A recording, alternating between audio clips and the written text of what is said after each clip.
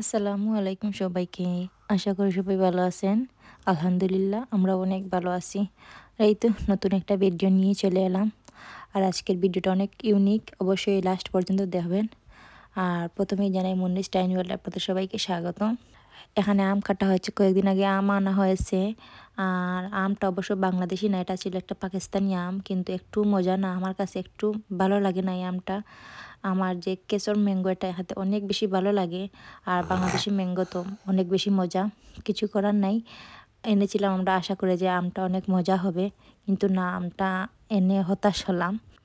যাই হোক, আলহামদুলিল্লাহ, তবু এখানে আম পাচ্ছি, এটাই আল্লাহর কাছে শুক্রিয়া। আর এখানে আমরা যেহেতু বারবিকিউ করা হবে, এখানে বারবিকিউর জন্য আগে থেকে চিকেনগুলো কেটে রাখা হয়ে গেছে। অবশ্য আজকে আমরা বারবিকিউ করব না, আজকে সব পুরুষ মানুষরা বারবিকিউ করবে, আমরা শুধু খাবো আজকে বসে বসে। তাই আজকে আমরা কিছুই করব না, জাস্ট আমি এটা ম্যারিনেট করে রেখে দেব। আর সব কিছু মামারা করেছেন, আদিয়ানের আব্বু। আর দেখতেই পারতেছেন, এটা মানে রেডিমেড একটা বোতল আনা হয়েছে বারবিকিউর জন্য। এটা এই সসটা অনেক বেশি মজা। যখন আমি ম্যারিনেটের সময় ডালছিলাম তখন অনেক বেশি ফ্লেভার আসছিল, আমার তো অনেক বেশি ভালো লাগতেছিল। আর এই তো আমি তাড়াতাড়ি করে ম্যারিনেট করে রেখে দেব। জাস্ট আমি লাস্টে একটু সরিষার তেল আর লেবুর রস দিয়ে দেব। অবশ্য আমি জানি না, পরে মামানি এসে বলে লেবুর রস অ্যান্ড সরিষার তেল দিলে অনেক বেশি মজা হবে, তাই দিয়ে দিলাম। আর আমি গ্লাভস পরতে ভুলে গিয়েছিলাম, তাই মনে ছিল না তাড়াহুড়ার মাঝে। যাই হোক, পরে আমি হাত ভালোভাবে ক্লিন করে নেব, যেহেতু আকসা আছে, যদি মানে স্পাইসি চোখে মুখে লেগে যায় তাহলে তো সমস্যা। এই তো আমি ম্যারিনেট করে 3 ঘন্টার জন্য রেখে দেব। আর এখানে আতিয়ানের আব্বুরা চলে আসছে শপিং করে মানে এটা নিয়ে আসছে, এই এপ্রন অ্যান্ড বারবিকিউ সস ব্রাশগুলা। আর এই তো আমাদের বারবিকিউ যে স্টোভটা, এটা রেডি হচ্ছে। এই বারবিকিউ স্টোভটা অনেক বেশি কিউট ছিল, এই কিউটের পিছনে অনেক বেশি জঞ্জালও পোহাতে হয়েছে। যখন আমাদের বারবিকিউ করার প্ল্যান ছিল, তখন আমরা মনে মনে ভাবছিলাম যে এমনিতেই বারবিকিউ করে নেব। আর তখন বিকালও হয়ে গেছে, তখন আদিন আব্বু বললেন এভাবে তো হবে না, তাহলে আমরা বারবিকিউ স্টোভটা কিনে নিয়ে আসি। অ্যান্ড মামাও বলতেছিলেন, কিন্তু পরে দেখা গিয়েছে যে অনেক সবগুলা বন্ধ হয়ে গেছে, 8টা যেহেতু বেজে গেছে। তখন আমাদের এরিয়াতে আরগস অ্যান্ড সবগুলো বন্ধ হয়ে গেছে প্রায়। আর যে সবগুলো খোলা ছিল ওগুলাতে মানে স্টোভটা পাওয়া যাইতেছিল না। তখন অনেক দূরে গিয়ে আরগসে এই স্টোভটা মানে দেখা মিলল বলতে পারেন। তখন তাড়াহুড়া করে নিয়ে চলে আসেন, তখন প্রায় 9টার মতো বেজে গেছে, 9টা 10টা হবে। আর আমাদের এখানে হলিডে ছিল, তাই বাচ্চাদের স্কুলও নেই, এর জন্য আরও বেশি আগ্রহ করে বারবিকিউ করা, যাতে বাচ্চারা এনজয় করবে। আর এই তো এখানে তো দিন মানে অনেক সময় থাকে, রাত্রে হতে হতে অনেক মানে রাত 10:30 11টা বেজে যায় অন্ধকার হতে হতে, তাই কোনো চিন্তাও ছিল না। আর বাচ্চারা খুব বেশি এনজয় করেছে।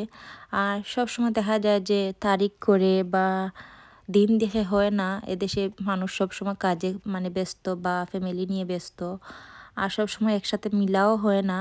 দেখা যায় যে একজনের কাজ থাকে তো আরেকজনের মানে ফ্রি, এভাবেই হয়ে যায়। তখন আমরা আজকে প্ল্যান করেছিলাম যে এই দিনে কেউ কাজে যাবে না, বা আমরা সবাই একসাথে বসে বারবিকিউ খাবো অ্যান্ড ভালো লাগবে।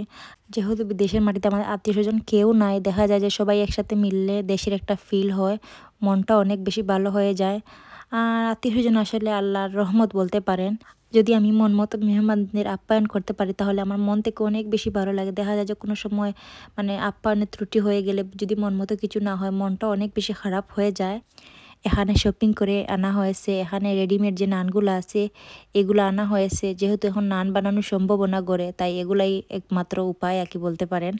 এই নানগুলো আমি প্যাকেট থেকে বের করে নেব। আর এখানে এই ফ্রেঞ্চ ফ্রাইসগুলো আনা হয়েছে, এগুলো অনেক বেশি মজা, যেহেতু মশালা খেতে অনেক বেশি ভালো লেগেছে।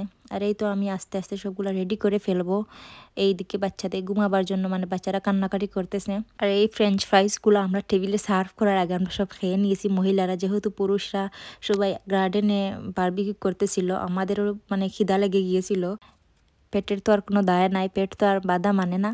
আর এখানে বারবিকিউ প্রায় শেষের দিকে হয়ে গেছে, অনেকগুলা চিকেন, এই জন্য তো একটু সময় লাগতেছিল। আর ওয়েদারটা অনেক বেশি খারাপ ছিল সকালে, আর গার্ডেনে অনেক বেশি বাতাস। যাই হোক, যে এই বারবিকিউ সময়টাতে বৃষ্টি আসে নাই, তাহলে তো কোনো উপায়ই ছিল না, সব প্ল্যান বেহেস্তে যেত। যাই হোক, সব প্ল্যানটা মানে ঠিকঠাক হয়ে গেছে, এটাই শুক্রিয়া। আর এখানে মানে একদিকে ফ্রেঞ্চ ফ্রাইজ হচ্ছে, আর অন্যদিকে আমি চা বসিয়ে দিয়েছি মামাদের জন্য, যেহেতু মানে ওরা কিছু খায় নাই। আর এই তো এখানে লাস্ট মানে বলতে পারেন এখানে যে কর্নগুলো আছে ওগুলো বারবিকিউ যে সস ছিল ওই সসের মাঝে একটু মাখিয়ে দেওয়া হয়েছে, আমি দেখি নাই।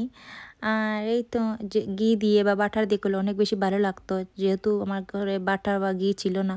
এভাবে অনেক বেশি মজা হয়েছিল। অন্যদিকে আমি ঘরে চলে আসছি, এসে আমি আস্তে আস্তে সবগুলা কাজ রেডি করে নেব। দেখা যায় যে যখন তাড়াহুড়ার মাঝে কাজ করা হয়, দেখা যায় একটা হলে অন্যটা হয় না, এলোমেলো হয়ে যায় কাজ। আগে থেকে করে নিলে দেখা যায় কাজটা মানে সুন্দর হয়েছে, দেখতেও ভালো লাগে আর নিজেকেও মানে রিল্যাক্স রিল্যাক্স লাগে। আর তাড়াহুড়া করলে নিজের অস্বস্তি লাগে। এই তো আমার নানগুলা প্রায় কমপ্লিট হয়ে গেছে, মাইক্রোওভেনে দিয়ে দিয়ে আমি এটা বাটিতে তুলে নেব।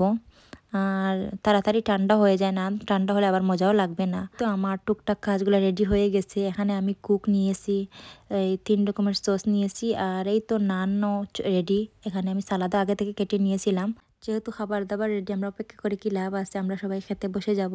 আর মামাদের জানাই অনেক বেশি থ্যাংক ইউ, আপনারা না হলে এত মজার বারবিকিউ পার্টি হতো না।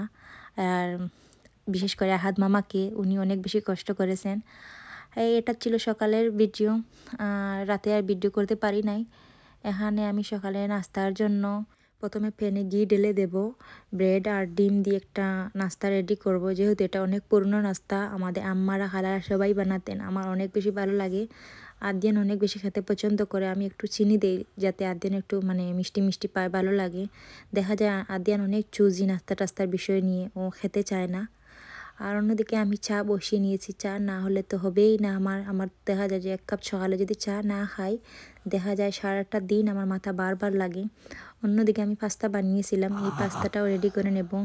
আমি সকালে উঠে পাস্তাটা রেডি করে নিয়েছি। আমি মনে মনে ভাবছি আদিয়ান পাস্তা খাবে, পরে ও বলল না আম্মু আমি পাস্তা খাবো না, পাস্তার মাঝে পেঁয়াজ দেওয়া হয়েছে। দেখা যায় ও পেঁয়াজ বা ধনে পাতা টমেটো এগুলো খাবারে দিলেও খেতে চায় না।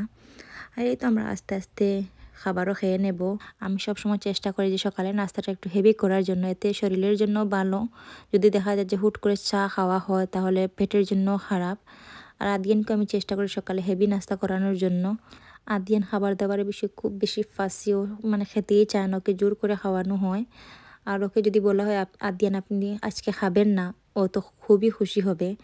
যাই হোক, সব বাচ্চারা এমনই হয়, আবার কোনো কোনো বাচ্চারা আবার লক্ষ্মী বাচ্চাদের মতো হয়।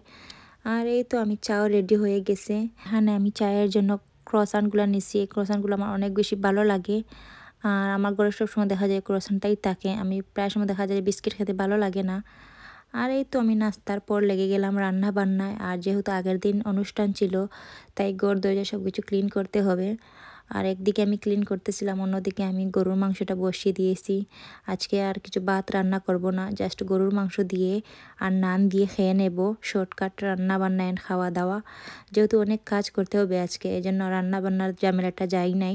আগের দিন রাত্রে কয়েক প্যাকেট নান রয়ে গেছে, ওগুলা লাগে নাই, এজন্য আজকে এই নানটা গরম করে আমরা মাংসের সাথে খেয়ে নেব। আর নানের সাথে তো গরুর মাংস খেতে অনেক বেশি ভালো লাগে। আর এই তো ছিল আমার আজকে ছোট্টখাটো ভিডিও। অবশ্যই জানাবেন আমার ভিডিওটা আপনাদের কেমন লাগলো। আর অবশ্যই লাইক করবেন, পাশে থাকবেন এন্ড সাবস্ক্রাইব করবেন। ওকে, আল্লাহ হাফিজ।